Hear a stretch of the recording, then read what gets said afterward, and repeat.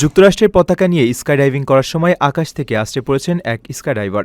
দেশটির স্বাধীনতা দিবস উদযাপনের অংশ হিসেবে আয়োজিত এক অনুষ্ঠানে অবতরণের ঠিক আগ মুহূর্তে একটি গাছে পতাকাটি আটকে গেলে এই বিপত্তি ঘটে। ভারসাম্য হারিয়ে ওই স্কাইডাইভার একটি তাঁবুর উপরে আছড়ে পড়েন। রস নামের ওই স্কাইডাইভার আকাশ থেকে নিচে নামার সময় তার সাথে থাকা বিশাল আকারের মার্কিন পতাকাটি বাতাসে উড়ছিল, কিন্তু মাটিতে নামার ঠিক আগে পতাকাটি ঘটনাক্রমে একটি গাছের ডালে আটকে গেলে তার স্বাভাবিক অবতরণ প্রক্রিয়া বাধাগ্রস্ত হয়। ফলে নিয়ন্ত্রণ হারিয়ে তিনি দর্শক সারির কাছে থাকা একটি তাঁবুর উপর সজোরে আছড়ে পড়েন। যদিও তাঁবুটি তার পতনের ধাক্কা অনেকাংশে সামলে নেওয়ায় তিনি বড় বিপদ থেকে রক্ষা পান।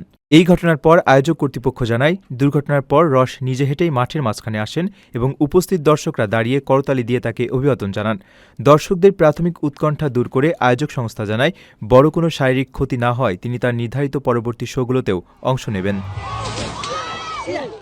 নিজের একটি স্বপ্নের ফ্ল্যাট এখন আর স্বপ্ন নয়। প্রবাসীর সিটিতে শুরু হয়েছে ৬ বছর মেয়াদী সহজ কিস্তিতে ফ্ল্যাট কেনার দারুণ সুযোগ।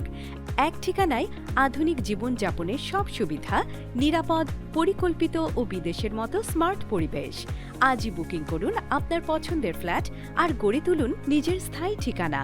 বিস্তারিত জানতে কল করুন স্ক্রিনে দেওয়া নাম্বারে।